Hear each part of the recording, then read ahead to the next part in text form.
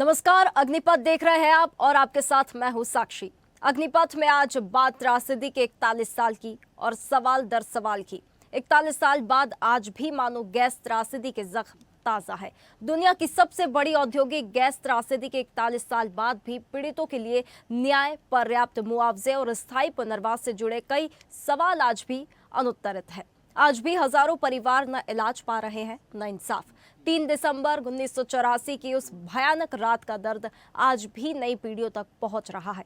MIC gas का जहर अब तीसरी पीढ़ी के खून में पहुंच चुका है, जहां बच्चों में शारीरिक विकृतियां, कैंसर, कमजोर दिमाग और विकास में देरी आम हो चुकी है। हर साल गैस त्रासदी के दिवंगतों को याद किया जाता है, उनको श्रद्धांजलि दी जाती है, तमाम सवालों के साथ न्याय की मांग की जाती है। भोपाल में साल 1984 में कभी न भूलने वाली गैस त्रासदी को आज 40 साल हो गए हैं। आज भी कई समाजों के धर्म गुरुओं और सामाजिक व्यक्तियों द्वारा त्रासदी में जान गंवाने वाले हजारों लोगों को श्रद्धांजलि दी गई है। दुनिया की सबसे भीषण औद्योगिक आपदाओं में से एक भोपाल गैस त्रासदी की 41वीं बरसी पर राजधानी भोपाल में मशाल जुलूस और श्रद्धांजलि सभाएं आयोजित की गई हैं। भोपाल गैस त्रासदी पीड़ितों को मेडिकल केयर, मुआवजा और पुनर्वास देने के लिए एक सशक्त आयोग गठित करने की मांग भी उठी है। तो वहीं श्रद्धांजलि सभा में शामिल हुए गैस राहत मंत्री विजय शाह और राज्य मंत्री कृष्णा गौर ने कहा कि सरकार लगातार गैस पीड़ितों में के हित के लिए कार्य कर रही है। मंत्री विजय शाह ने कहा कि जो जहरीले कचरे का भय हमारे यहाँ के लोगों के मन में था, उसको दूर करने का कार्य सरकार ने किया है। उन्होंने कहा कि हम त्रासदी से पीड़ित परिवारों के लिए जितना करें उतना कम है। तो वहीं राज्य मंत्री कृष्णा गौर ने त्रासदी में मारे गए लोगों को श्रद्धांजलि दी और कहा कि जहरीले कचरे का सुरक्षित तरीके से निष्पादित करने का कार्य हमारी सरकार ने किया है। उन्होंने कहा कि विकास और तरक्की के दौर में मानव जीवन को सुरक्षित रखना भी सबसे बड़ी प्राथमिकता होनी चाहिए, लेकिन गैस त्रासदी के स्मारक के रूप में आज भी यूका फैक्ट्री के निशान तो है, लेकिन यहाँ से जहरीले कचरे को पीथमपुर में सुरक्षित ले जाकर उसको जलाकर दफन कर दिया गया है, जिसके बाद यहाँ की जनता के मन में जहरीले कचरे का डर भी खत्म हुआ है। आइए इस पर सुनाते हैं प्रतिक्रियाएं। आज प्रार्थना सभा के दौरान मन व्यथित था, मन दुखी था कि इतनी तरक्की, इतना विकास जब हम करते हैं तो दूसरी तरफ हमें मानव सुरक्षा का भी पूरा ध्यान रखना चाहिए कि अगर मानव अस्तित्व को बचाना है तो हमें मानव की सुरक्षा के तरफ भी ध्यान देना होगा। जहां से मिथाइल आइसोसाइनाइड गैस रिसी थी, जो अब पूरी तरह से खंडहर की स्थिति में है, उसके कचरे को यहाँ से निकालकर पीथमपुर ले जाने का हमारी सरकार ने काम किया। बहुत ही सुरक्षित तरीके से उसको वहाँ पर ज़मीन के अंदर दफन किया, ताकि भविष्य में किसी भी प्रकार की समस्या, किसी भी प्रकार से लोगों को ना आए।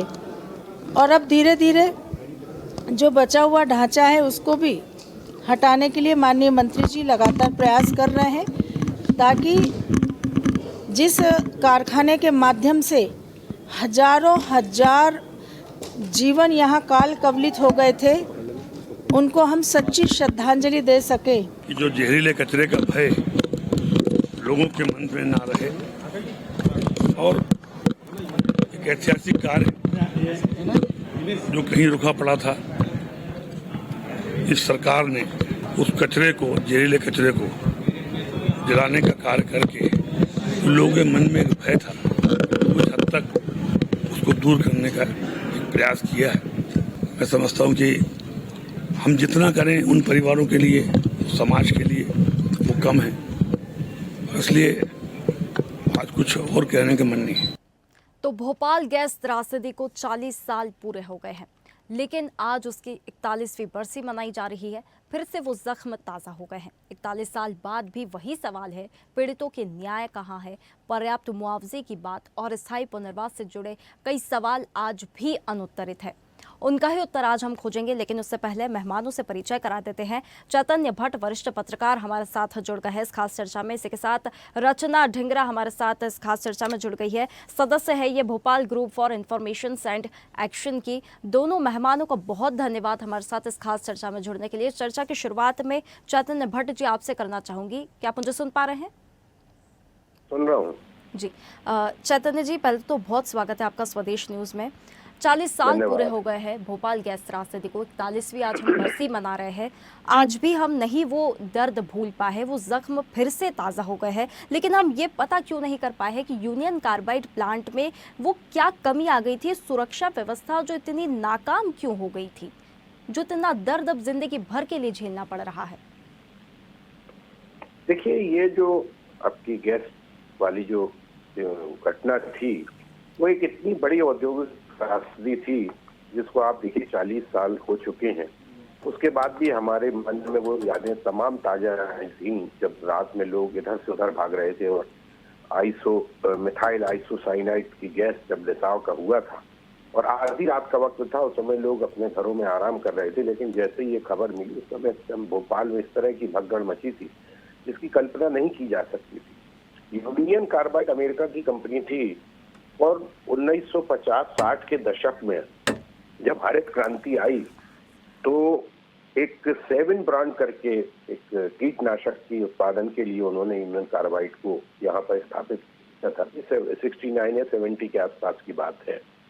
लेकिन हमें नहीं मालूम था कि ये जो हरित क्रांति के लिए कीटनाशक बनाने के लिए यूनियन कार्बाइड आ रही है, ये किसी दिन 12, 14, 15 साल बाद सैकड़ों लोगों की जान ले लेगी। एक आंकड़ा तो ये कहता है कि लगभग 3500 लोगों की मौत हुई थी उस दौरान, लेकिन वो संख्या बढ़ते बढ़ते, क्योंकि उसमें जो लोग घायल हुए थे या जिनके शरीर में गैस चली गई थी, उनकी उसी समय तक मृत्यु नहीं हुई थी, लेकिन बाद में 5 सालों के बीच में काफी लोगों की उसमें मृत्यु हुई थी।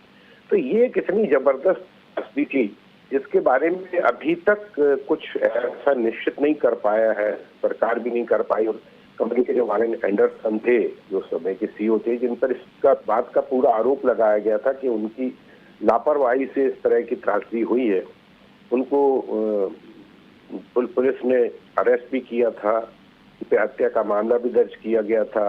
लेकिन जब उसको जमानत मिल गई तो वो अपने देश चले गए थे। और उसमें ये भी कहा जाता है कि उसके समय की तत्कालीन सरकार थी, उन्होंने उसको ले जाने में काफी मदद की थी अपने देश भेजने में। और उसके बाद 2014 में उनकी मौत हो गई, तो वो उनकी कहानी तो खत्म हो गई। लेकिन उनकी मौत के बावजूद आज भी जो गैस पीड़ितों की कहानी है वो आज भी जिंदा है, और मुझे लगता है कि कई वर्षों तक जिंदा रहेगी, क्योंकि इतनी बड़ी औद्योगिक त्रासदी भारत में दूसरी कभी नहीं हुई है। भोपाल में यूनियन कार्बाइड में ऐसा जो कहा जाता है और जो रिपोर्ट्स आई थी कि उसमें 25,000 के आसपास लोगों की मृत्यु हुई थी पिछले उसके आगे के 5-7 सालों में। और जो सुरक्षा उपकरण थे, जो सुरक्षा उपाय होते थे कंपनी में, उसके लिए प्रति लापरवाही बरती गई थी। कुछ तकनीकी खराबी भी बताई जाती है, रख रखाव में भी कमी बताई जाती है, खतरनाक रसायनों का भंडार था। और उसी कारण ये जो आपकी मिथाइल आइसोसाइनेट और अल्फा नेप्थोलॉन का उपयोग इसके लिए होता था, जिसमें 7 ब्रांड का एक कीटनाशक बनता था। लेकिन जब मिथाइल आइसोसाइनेट का जब रिसाव हुआ तो वो इतनी जहरीली थी कि जिसके कारण बहुत से लोग अपंग हो गए, उनके दिमाग में विकृति आ गई, उनके शरीर में विकृति आ गई, जिसका बहुत लंबे समय तक असर रहा है। ऐसा नहीं कि सरकार ने उनके लिए कुछ काम नहीं किया, ऐसा नहीं कहा जा सकता। जो सरकार के हिसाब के अनुसार जो पैसा दिया गया था, मुआवजा दिया गया था, उसमें कई वर्षों तक 250 या 400 रुपए हर 2 महीने में दिए जाते थे। फिर 5 साल बाद जो गैस पीड़ित थे, जो जिंदा रहे थे, उनको 25,000 एक मुश्त पैसा देके वो मुआवजे की स्थिति खत्म कर दी गई थी। लेकिन गैस पीड़ितों के लिए एक आयुष्मान कार्ड अतिरिक्त बनाया गया था, जिसमें 5 लाख तक की आप इलाज करवा सकते हो, या उनके बेटे, अगर उनकी मृत्यु हो गई तो उनके बेटों को इस तरह की सुरक्षा दी जा सकती है। एक अस्पताल भी भोपाल में बहुत बड़ा गैस पीड़ितों वाला बना था, जिसमें गैस पीड़ितों की निःशुल्क सेवाएं होती थी, उनकी बीमारी के इलाज होता था। लेकिन इन तमाम चीजों के बावजूद वो जो त्रासदी में जिन लोगों ने अपना परिवार खोया है, जिन लोगों ने अपने बच्चे खो दिए, जिन लोगों ने अपने माँ बाप खो दिए, उनकी पीड़ा की हम कल्पना नहीं कर सकते। बिल्कुल चैतन्य जी, उनकी पीड़ा बिल्कुल हम कल्पना कर ही नहीं सकते। वो दुख, वो जो दर्द आज भी जिंदा है दिलों में, बिल्कुल हम कल्पना नहीं कर सकते। रचना जी हमारे साथ जुड़ी हुई हैं। रचना जी, क्या आपको मेरी आवाज आ रही है?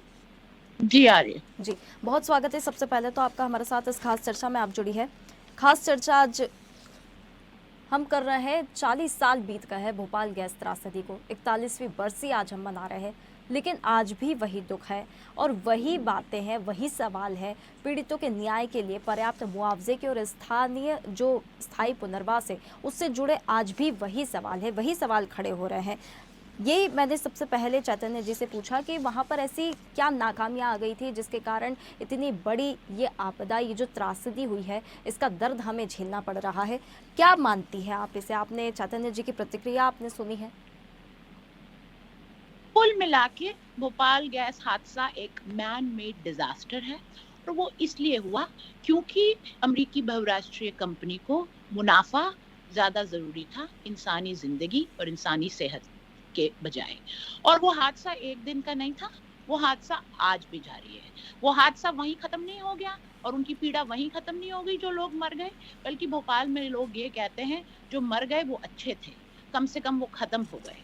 आज भोपाल गैस पीड़ितों में कैंसर का दर, किडनी का दर, दिमागी समस्या का दर बहुत ज्यादा है। गैस पीड़ितों में अब जो शोध आ रहे हैं उसमें साफ हो गया है कि गैस पीड़ितों की अगली पीढ़ी में कैंसर का दर ज्यादा है। और क्योंकि सरकार ने कोई उनके इलाज की बेहतर व्यवस्था नहीं करी और तो उनका एजुकेशनल अटेनमेंट लेवल और रोजगार में भी बहुत कमी है। और ये जो 350 मेट्रिक टन कचरे की बात हो रही है, हमारे नेताओं को शर्म आनी चाहिए ये बोलने से पहले। इस फैक्ट्री के अंदर मिलियन टन कचरा दबा हुआ है। 350 मेट्रिक टन सिर्फ ऊपर का कचरा था, जिसकी वजह से आज 42 बस्तियों का भूजल हैवी मेटल्स के साथ प्रदूषित हुआ है। जहां की माओं के दूध में पारा पाया जा रहा है, वो कचरा अभी भी वहीं पड़ा हुआ है। आपको जानना है क्या सच है 350 मेट्रिक टन का? 126 करोड़ खर्च करके 350 मेट्रिक टन को इंदौर और पीथमपुर में जलाया गया। उसको हाईकोर्ट अब गढ़ने नहीं दे रही है। क्यों नहीं गढ़ने दे रही? क्योंकि वो कचरा 126 करोड़ खर्च करने के बाद भी उतना जहरीला है कि उसे ह्यूमन हैबिटेशन के पास गाड़ा नहीं जा सकता है। इस कचरे को ले जाने की जिम्मेदारी, सफाई करने की जिम्मेदारी यूनियन कार्बाइड और उसके मालिक डाव केमिकल की है। पर हमारी सरकार की कोई मंशा नहीं है कि वो डाव केमिकल पर कुछ भी कार्रवाई करे।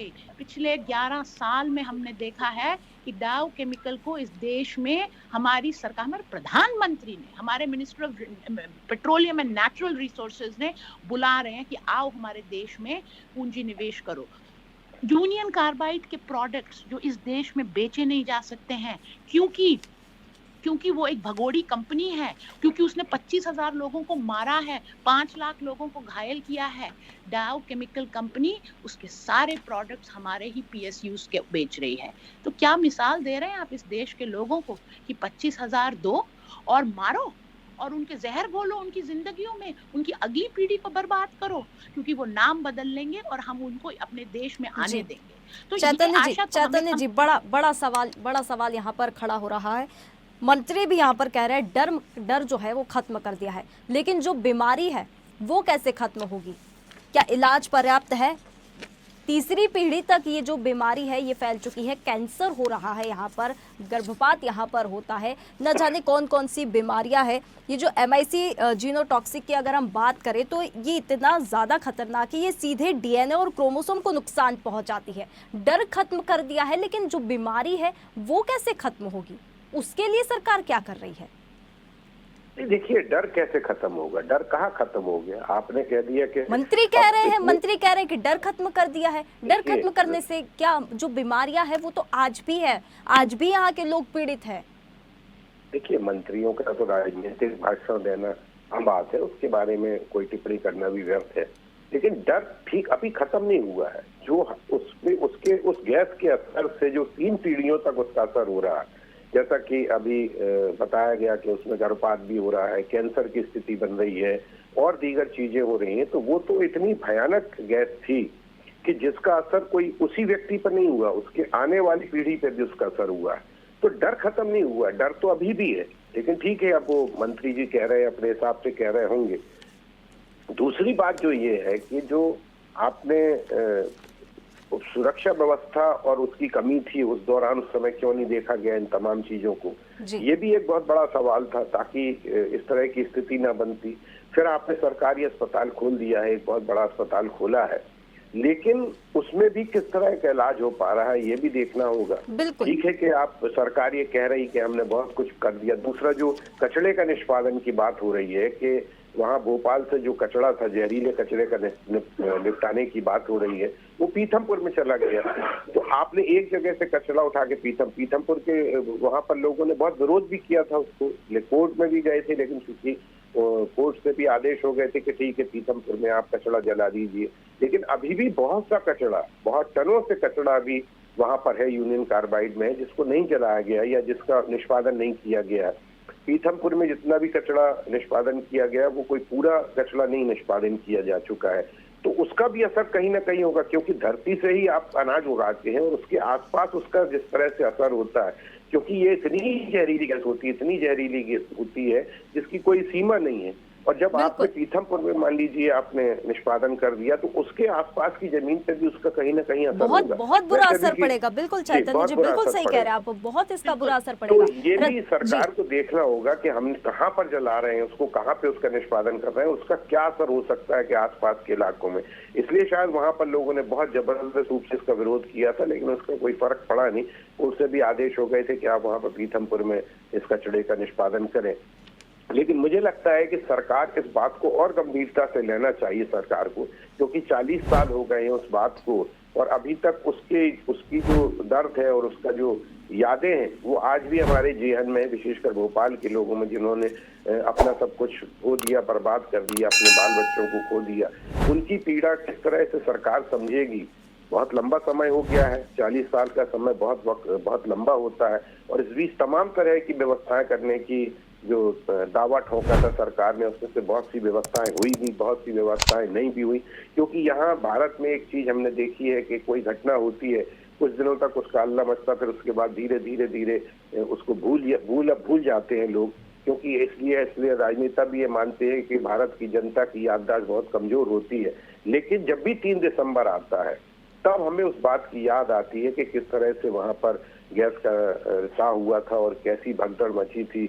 उस समय अर्जुन सिंह मुख्यमंत्री थे और ये भी कहा जाता है कि उन्होंने सहयोग दिया था उसको वारेन एंडरसन को भगाने में। अब ये जो कुछ पुरानी बातें हैं इस बारे में नहीं कहा जा सकता कि वो सही है कि गलत है, लेकिन इसमें कोई संदेह की बात नहीं है कि आज भी बहुत सारी चीजों पर ध्यान देना होगा और भी ऐसी नहीं है। बिल्कुल ऐसे कई सारे यहाँ पर मामले हैं। चैतन्य जी फिर से आऊंगी आपके पास। रचना जी, मैं सरकार जो दावे करे, कुछ दावे आपको गिनाऊंगी। सरकार ने जो हालिया कदम उठाए हैं, फैक्ट्री के भीतर का जो जहरीला कचरा है वो हटाकर उन्होंने पीथमपुर भेज दिया, वहां पर जलाने का दावा किया गया है, ठीक है। उसके बाद वहां पर उसका निस्तारण किया जाएगा। स्मार्ट कार्ड आधारित मेडिकल सिस्टम लागू करने की कोशिश की जा रही है, ये सरकार दावा कर रही है, इससे जैसे सब कुछ ठीक हो जाएगा। उसके बाद भोपाल मेमोरियल अस्पताल खोला गया, लेकिन यहाँ पर पीड़ितों के नाम पर जो अस्पताल खोला गया, पीड़ित खुद कह रहे हैं यहाँ पर कि दवाएं खत्म हो गई है, डॉक्टरों की कमी है, इलाज यहाँ पर नहीं है। सरकार ऐसे कुछ दावे कर रही है कि इस चीज को लेके हमने सब कुछ किया है, सारी कोशिशें हो रही है, डर खत्म कर दिया है, भय खत्म कर दिया है, लेकिन ऐसा कुछ भी नहीं दिखाई दे रहा है। बिल्कुल सही कह रहे हैं साक्षी जी। भोपाल मेमोरियल हॉस्पिटल कोई सरकार ने नहीं बनाया, पहले तो ये साफ कर दें, ये सेटलमेंट के पैसे से बना, ठीक है। और उसमें आज ये हालत है कि आधे विभाग तो काम ही नहीं करते हैं। सरकार का, रचना जी ये रोकना चाहूंगी, एक और दावा, गैस राहत अस्पतालों का आधुनिकीकरण चल रहा है, ये तक सरकार दावा कर रही है। मैं आपको उसकी सच्चाई बताती हूँ आधुनिकीकरण का। केंद्र सरकार ने 2010 में मध्य प्रदेश सरकार को 272 करोड़ रुपए दिए कि आप इस पैसे से लोगों का आर्थिक, सामाजिक, मेडिकल पुनर्वास करो। एक उसमें से 140 करोड़ आज भी बचा हुआ है 15 साल बाद। पर आप सुनिए पैसा खर्च किस में किया गया। पैसा खर्च किया गया इमारतें बनाने में, क्योंकि कमीशन उसी से मिलती है। 6 योग केंद्र बना दिए और किसी में योग होता नहीं क्योंकि योग थेरेपिस्ट को हायर नहीं किया। 3 मॉडर्न ओटी बना दिए ऑपरेशन करने के लिए, पर उन तीनों अस्पताल में ना तो डॉक्टर है, ना सर्जन है, ना एनेस्थीसियोलॉजिस्ट है। सर्जरी मात्र 0 है, क्योंकि स्ट्रक्चर बनाने से, ओटी बनाने से कमीशन कमाई जाती है ना। सुलभ शौचालय बना दिए गए करोड़ों के। किस गैस पीड़ित को सुलभ शौचालय की जरूरत है, आप सोचिए। तो ये, और मेडिकल का आधुनिकीकरण, आप जरा अभी 2 महीने पहले सुप्रीम कोर्ट की मॉनिटरिंग कमेटी ने, निगरानी समिति ने एक रिपोर्ट दी है। उन्होंने ये बोला है उसमें, लोगों को कैंसर, किडनी का इलाज नहीं मिल रहा है। जो पल्मोनरी मेडिसिन सेंटर है उसके अंदर पल्मोनोलॉजिस्ट ही नहीं है, नेफ्रोलॉजिस्ट नहीं है, साइकाइट्रिस्ट नहीं है, और सर्जरीज नहीं हो सकती क्योंकि सर्जन नहीं है। ये इनका अगर आधुनिकीकरण है तो मुझे नहीं पता, मैं इनको क्या ही बोलूं। और ये मंत्री जी तो एक दिन आते हैं 3 दिसंबर के दिन, आंसू रोते हैं और फिर चले जाते हैं। आज तक गैस पीड़ित मोहल्ले में झांक के नहीं देखा होगा। 18 करोड़ रुपया इन्होंने आर्थिक पुनर्वास में बर्बाद किया। सब पैसे कमीशन खोरी खाई, और 18 गैस पीड़ित ये मुझे बिल्कुल दिखा दे जी जिनको जी। इन्होंने रचना जी, रोजगार रचना जी, दिया। मैं आपको रोकना चाहूंगी। चैतन्य जी, आपसे एक छोटी सी प्रतिक्रिया मैं चाहूंगी। वर्तमान में मेडिकल सिस्टम गैस पीड़ितों को संभालने की यहाँ पर बात की जा रही है, क्या वाकई में सक्षम है और इसकी जिम्मेदारी कौन लेगा? पीड़ितों को न्याय जो चाहिए वो कैसे मिलेगा? आज भी अगर पीड़ित दर दर भटक रहे तो उसकी जिम्मेदारी कौन लेगा? एक छोटी सी प्रतिक्रिया आपकी तरफ से। देखिए, उन्होंने अस्पताल जरूर खोला है, काफी बड़ा अस्पताल है, लेकिन जैसा आप बता रहे हैं कि वहाँ पे दवाइयाँ खत्म हो गई हैं और डॉक्टरों की कमी है। गैस पीड़ित संघ भी बना है जो बीच बीच में इस तरह के आंदोलन करता है, लोगों से, सरकार से मांग करता है कि हमको इस बात की जरूरत है, इस बात की आप व्यवस्था कीजिए। लेकिन मुझे लगता नहीं कि बहुत ज्यादा इस बात को लेकर गंभीर है सरकार। अपनी तरफ से जरूर वो कहती है कि हमने ये सब कर दिया है, और केंद्र सरकार ने भी उसमें मदद की है, राज्य सरकार तो अपने हिसाब से कर रही है। लेकिन जो वास्तव में होना चाहिए उनके लिए, जो एक मुश्त मुआवजा बहुत लंबा चौड़ा मिलना चाहिए। मैंने अजय साहब को बताया कि 25,000 एक मुश्त मुआवजा दे के जिनको जो उससे प्रभावित हुए थे उनको दे दिया गया, मृतकों के परिवार को भी मुआवजा दिया गया था। लेकिन एक आयोग बनना चाहिए जो इस बात की जांच करे, गहराई से जांच करे कि वास्तव में क्या हुआ था, और उसमें बहुत से ऐसे सरकारी अफसर भी निश्चित तौर पे जिम्मेदार होंगे जिनकी जिम्मेदारी होती है कि फैक्ट्री का वो निरीक्षण करें, वहां पर देखें कि रखरखाव ठीक से है कि नहीं, रासायनिक चीजों का भंडार है, कैसे रखरखाव हो रहा है उसका। तो ये तमाम चीजों के लिए एक आयोग का गठन होना चाहिए। लेकिन ये बहुत पुरानी बात हो गई है, हो सकता है उस समय जो अधिकारी रहे वो आज हों भी ना भी हों, ये भी नहीं कहा जा सकता। लेकिन फिर भी कम से कम उनकी जिम्मेदारी तय करने की बात तो आती कि भाई ये लोग जिम्मेदार थे, वो भले ही आज ना हो, लेकिन ये कहा जा सकता है कि इस तरह के जो घटनाएं होती हैं उसको बहुत गंभीरता से लेना चाहिए। ऐसा नहीं कि अभी भारत में या हमारे मध्य प्रदेश में कीटनाशक बनाने वाली फैक्ट्रीज नहीं है, उनको भी ध्यान देखना है, उनके तरफ भी ध्यान देना होगा कि उसमें कहीं इस तरह की स्थितियां तो नहीं बन रही हैं, क्योंकि कीटनाशक बहुत खतरनाक होता है। ठीक है, उससे फसल तेजी से बढ़ती है और जो उसमें कीट लगते हैं वो खत्म हो जाते हैं, लेकिन वो आफ्टर ऑल होती तो जहरीली है। और यही कारण है कि इतना जबरदस्त रूप से जो रिसाव हुआ था, जिसको रोका नहीं जा रहा था, उसके बाद उसके कारण से फिर इतने लोगों की मौत हो गई। इतने लोग आज भी अपंग हैं, बहुत से लोगों के दिमाग में विकृति आ गई है, कैंसर जैसी चीजें हुई हैं, उनकी आने वाली बच्चों में उस तरह का सर्व विकृतियां हो गई हैं, किसी के पैर टेढ़ा है, किसी का कुछ दिक्कत है। तो ये तमाम चीजें सरकार को देखना होंगी, और उसके लिए अब चूंकि एक 41वीं वर्षगांठ हम उसकी मना रहे हैं, उसकी त्रासदी को याद कर रहे हैं कि किस तरह की त्रासदी हुई थी, तो उसके लिए और तमाम तरह की जो सुविधाएं हैं, जो बेचारे उस दौरान घायल हुए थे या जिनकी स्थितियां खराब हो गई थी, उनको बहुत ज्यादा मुआवजा देने की जरूरत है। उनको कहीं ना कहीं ऐसी व्यवस्था की जाए ताकि वो उस दुख दर्द को भूल सके। बिल्कुल बिल्कुल चैतन्य जी, बिल्कुल आपने सही कहा। मुआवजा तो अपर्याप्त है, बिल्कुल ये मानते हैं ये सारी चीज़ें।